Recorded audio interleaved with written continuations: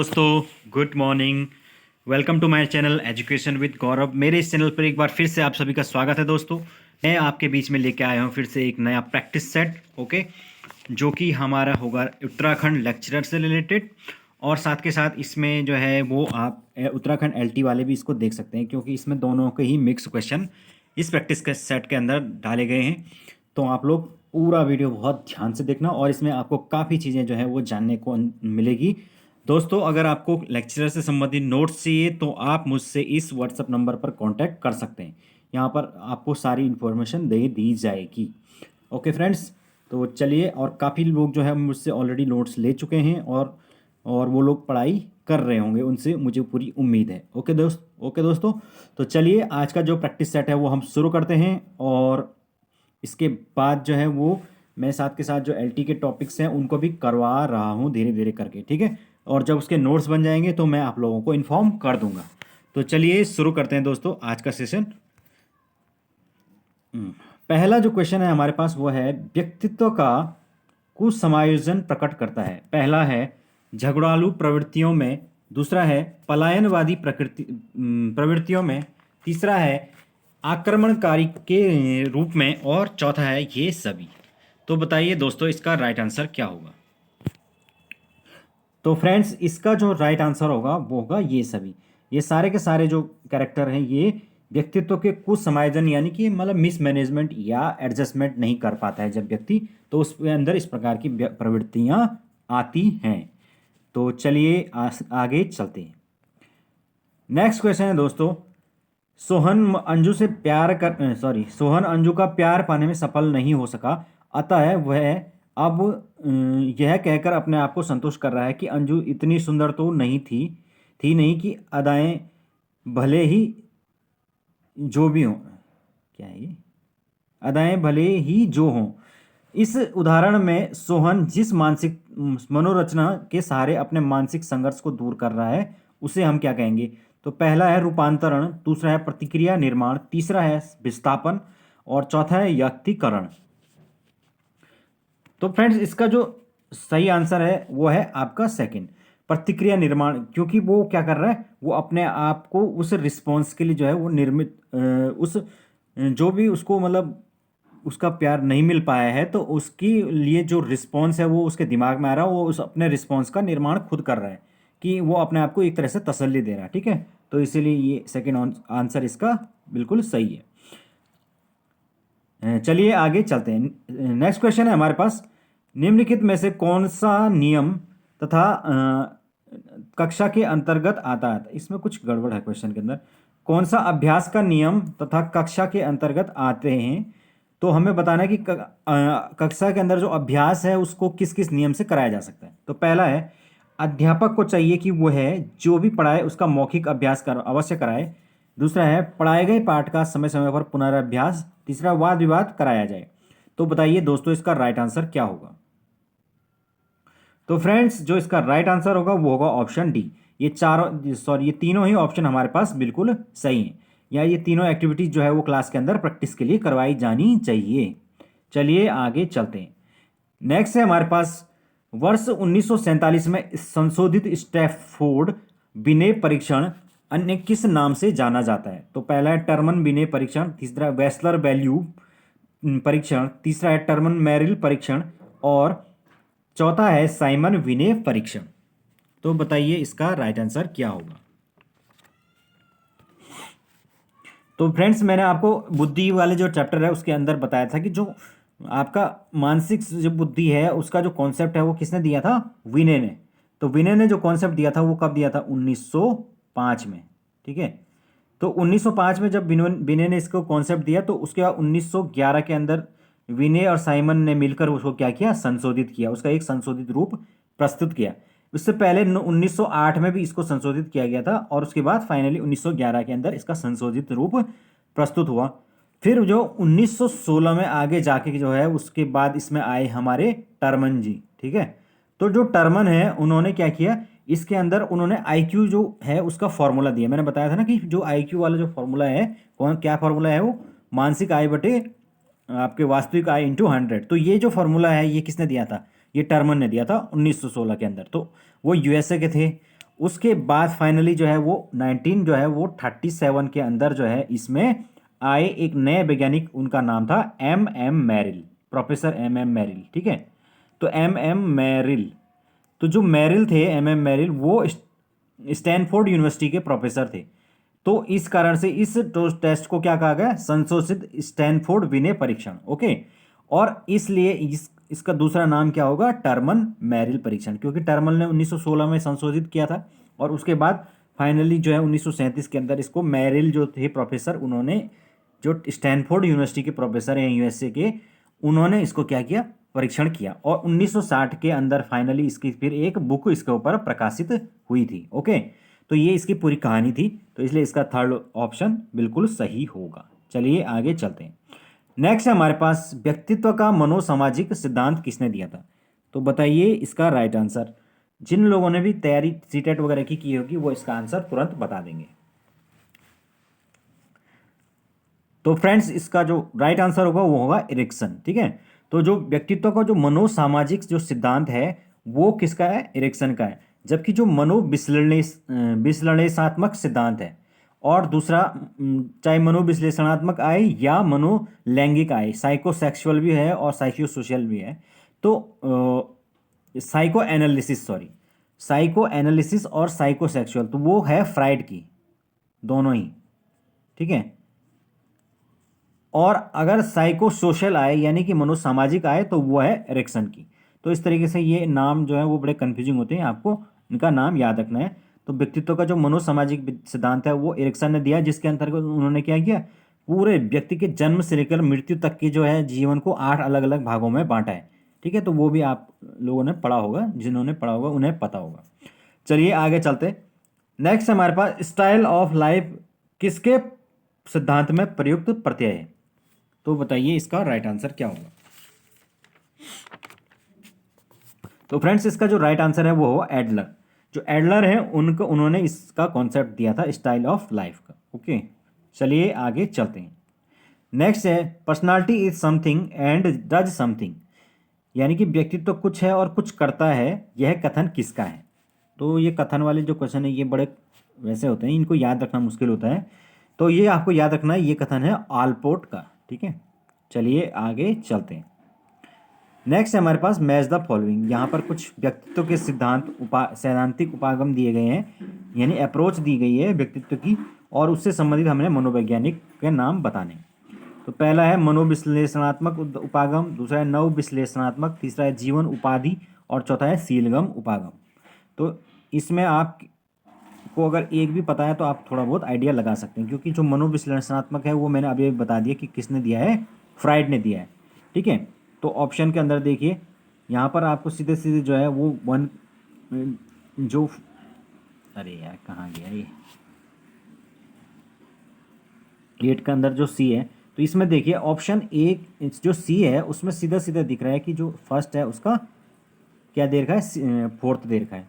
तो इसका मतलब ये ऑप्शन बिल्कुल ठीक है, आपको बाकी ऑप्शन देखने की ज़रूरत ही नहीं पड़ी। अगर आपको केवल एक ही पता है तो बाकी के भी खैर हम मैच करके देख लेते हैं। ठीक है, तो ऑप्शन जो है वो इस प्रकार से मैच करेंगे।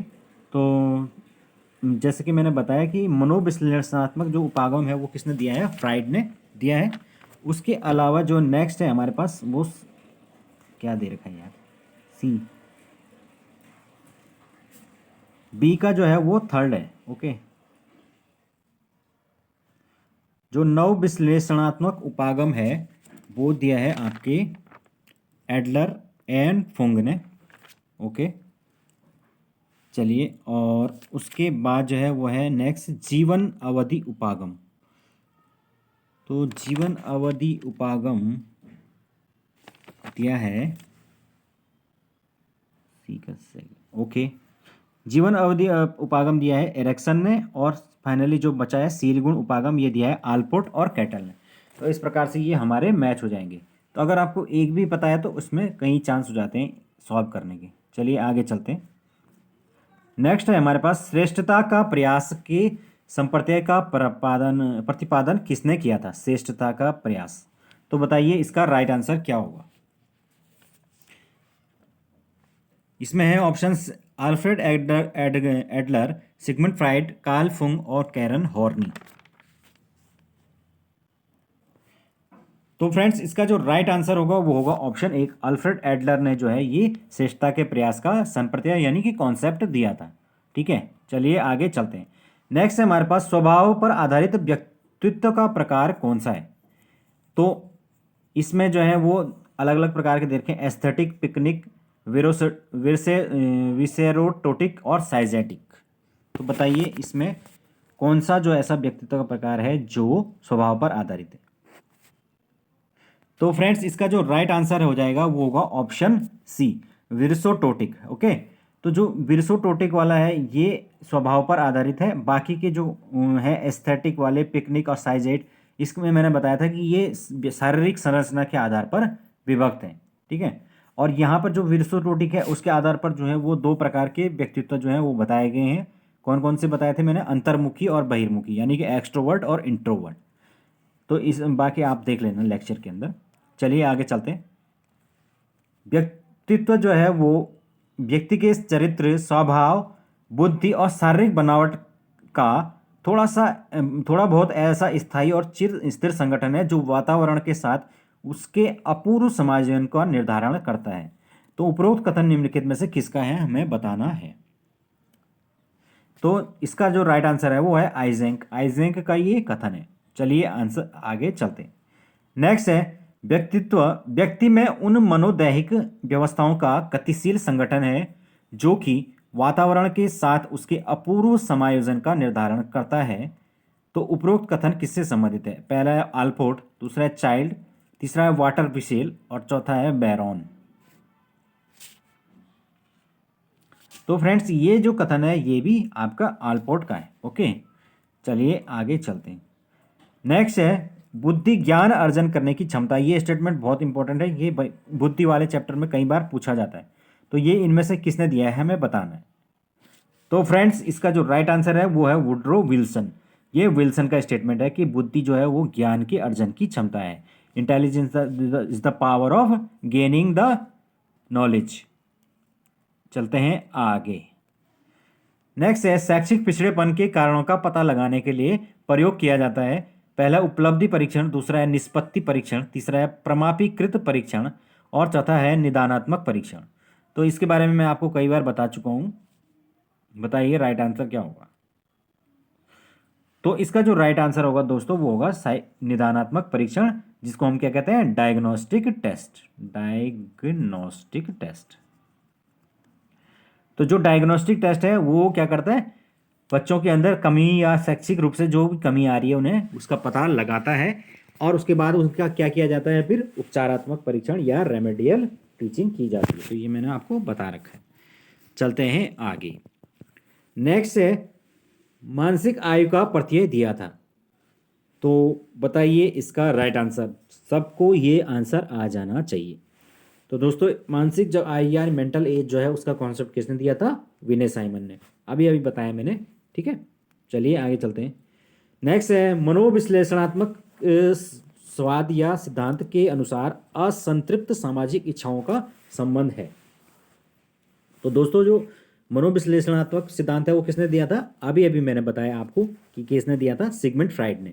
तो उन्होंने क्या बताया था, तीन प्रकार की चीज़ें बताई थी ना उन्होंने, इड, ईगो और सुपर ईगो। तो उसमें जो असंतृप्त इच्छाएं हैं, असामाजिक इच्छाएं, वो किसके अंतर्गत थी, बताइए इनमें से। राइट आंसर होगा इसका ईदम। ठीक है ना, यानी कि जो भी व्यक्ति के अंदर जो दुबी कुचली इच्छाएं होती हैं, जो उसके अमूर्त बुद्धि यानी एब्स्ट्रैक्ट माइंड के अंदर होती हैं, वो सारे की सारी जो है वो किसका पार्ट होती हैं, वो ईद का पार्ट होती है। यानी उस ईद के कारण जो है वो बच्चा वो केवल और केवल अपनी इच्छाओं की पूर्ति करना चाहता है, उसमें उसको सही गलत वगैरह नहीं देखते। जबकि जो ईगो होता है वो क्या करता है, आप ईद को बैलेंस करने की कोशिश करता है और वास्तविकताओं से उसका परिचय करवाता है। और तीसरा होता है सुपर ईगो, जबकि आदमी बहुत ज़्यादा नैतिक और समाज के अनुसार सारे नियमों का पालन करता है, तो उसको तीसरा जो है वो नैतिकता से उसका रिलेशन होता है। तो आप लोगों को ये समझ में आ गया होगा। चले आगे चलते हैं। नेक्स्ट है बुद्धि कार्य करने की एक विधि है, यह कथन है किसका है, वुडवर्थ, टर्मन, वुडरो और रॉस। तो फ्रेंड्स इसका जो राइट आंसर हो जाएगा वो है वुडवर्थ। ये कथन वुडवर्थ का है। चलिए आगे चलते हैं। आगे है हमारे पास भूल भुलैया टेस्ट। ये मैंने आपको बताया था, मापन वाले जो चैप्टर है उसके अंदर बताया था ना, भूल भुलैया टेस्ट। तो किस प्रकार का टेस्ट है, बताइए राइट आंसर इसका क्या होगा। तो दोस्तों इसका जो राइट आंसर होगा वो होगा व्यक्तिगत क्रियात्मक परीक्षण, है ना। ये मैंने आपको बताया था कि जो भूल भुलैया परीक्षण है वो किसने करा था, पोर्टियस जो थे उन्होंने ये टेस्ट का निर्माण किया था, जिसके अंदर उन्होंने 3 से लेकर और 14 साल के जो बच्चे थे उनके ऊपर एक्सपेरिमेंट करके इंडिविजुअली जो है एक्सपेरिमेंट किया था, और उनको उनके एज के बढ़ते एज के हिसाब से जो है ज़्यादा कठिन जो है वो भूल भुलैया दी थी। तो ये इंडिविजुअली जो है बच्चों पर किया गया था, इसलिए इसका नाम व्यक्तिगत क्रियात्मक परीक्षण है, ठीक है ना। क्रियात्मक इसलिए क्योंकि उसमें कुछ ना कुछ एक्टिविटी दी गई थी। चलिए आगे चलते हैं। नेक्स्ट है व्यक्तित्व अध्ययन की प्रक्षेपण विधि नहीं है। तो पहला है रोडसा टेस्ट, दूसरा है टीएटी, तीसरा है मनोविनय और चौथा है समाज मिति। तो फ्रेंड्स इसमें जो राइट आंसर होगा वो होगा ऑप्शन डी, यानी कि जो समाज विधि है वो प्रक्षेपण विधि के अंदर नहीं आती है। बाकी जो टीएटी यानी कि आपका थीमेटिक एप्रिसिएशन टेस्ट, ये भी जो है वो आपका व्यक्तित्व परीक्षण की प्रक्षेपण विधि थी। मनोविनय या मनो नाटकीय विधि भी इसको कहा जाता है, ये भी जो है वो प्रक्षेपण विधि होती है। और रोडसा टेस्ट जो है मैंने बताया था आपके कि स्विट्जरलैंड के जो वैज्ञानिक थे रोडसाक, तो उन्होंने ये टेस्ट निर्मित किया था। तो ये तीनों ही जो है वो प्रक्षेपण विधि के अंतर्गत आते हैं।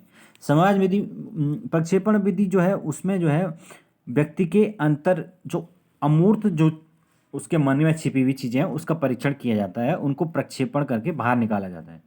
जैसे कि आपका जो एब्स्ट्रैक्ट जो माइंड है उसके अंदर जो चीज़ें निकालने के लिए इंटरव्यू वगैरह किया जाता है, तो वो पर्सनालिटी टेस्ट हुआ, वो प्रक्षेपण विधि हुई। अब यहाँ पर जो है वो समाज में थी जो विधि है उसमें तो व्यक्ति जो है वो समाज से सीधे सीधे इंटरेक्शन करता है, तो इसलिए वो प्रक्षेपण विधि के अंतर्गत नहीं आता है। ओके, तो चलिए आगे चलते हैं। नेक्स्ट है हमारे पास निम्न में क्रियात्मक परीक्षण नहीं है। तो अगेन हमें बताना है कि इसमें से क्रियात्मक परीक्षण कौन सा नहीं है। तो फ्रेंड्स इसमें है पहला अल्फा बीटा परीक्षण, दूसरा है शिकागो परीक्षण, तीसरा है बेसलर वैल्यू टेस्ट और चौथा है आर्मी अल्फा परीक्षण। तो हमें बताना है कि कौन सा इसमें आपका क्रियात्मक परीक्षण नहीं। तो इसमें जो है वो बड़ा कन्फ्यूजन है, तो इसके लिए मैंने इसमें एक चार्ट भी ऐड किया है, वो मैं आपको लास्ट में दिखाऊंगा।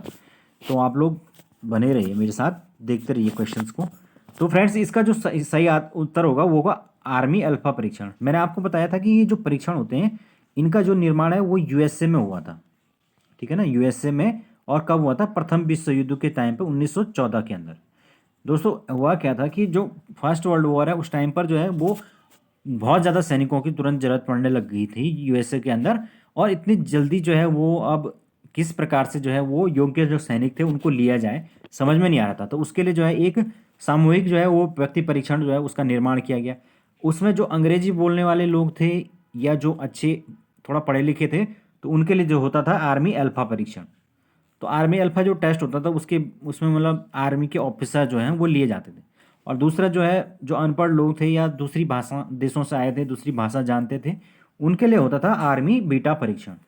और ये जो है थोड़ा जो सिपाही बनते थे उनके लिए होता था। ओके, तो इस प्रकार से ये जो है ये हमारे परीक्षण 2 प्रकार के शुरू हुए थे। चलिए आगे चलते हैं। नेक्स्ट है व्यक्तित्व का मनोविश्लेषणात्मकवादी विचार दिया दिया। तो अगेन ये क्वेश्चन वही आ गया है, बताइए इसका सही उत्तर क्या होगा। तो अभी अभी हमने डिस्कस किया कि जो मनोविश्लेषणात्मक सिद्धांत है वो किसने दिया, सिगमंड फ्राइड ने दिया है। ओके, चलिए आगे चलते हैं। नेक्स्ट है बालक की कमजोरी के क्षेत्रों का पता लगाने के लिए प्रयोग किया जाता है। तो ये भी अभी हमने डिस्कस कर लिया, बताइए इसका सही उत्तर क्या होगा। तो फ्रेंड्स इसका जो राइट आंसर होगा वो होगा ऑप्शन डी, निदानात्मक परीक्षण का प्रयोग किया जाता है। चलिए आगे चलते हैं। गिलफोर्ड का सिद्धांत ये मैंने आपको कल बताया था। गिलफोर्ड का जो सिद्धांत है वो बुद्धि का सिद्धांत, उसको क्या क्या क्या कहते हैं, इनमें से संक्रिया उत्पाद सिद्धांत, दूसरा है त्रिआयामी और तीसरा है प्रज्ञा संरचना सिद्धांत, और ये सभी। तो फ्रेंड्स इसका जो राइट आंसर होगा वो होगा ये सभी। ये सारे नाम जो है वो गिलफोर्ड के 3 डायमेंशनल थ्योरी को दिया जाता है। ओके, तो आपको ये तीनों ही नाम याद रखने हैं, संक्रिया उत्पाद भी, प्रज्ञा संरचना और त्रिआयामी सिद्धांत।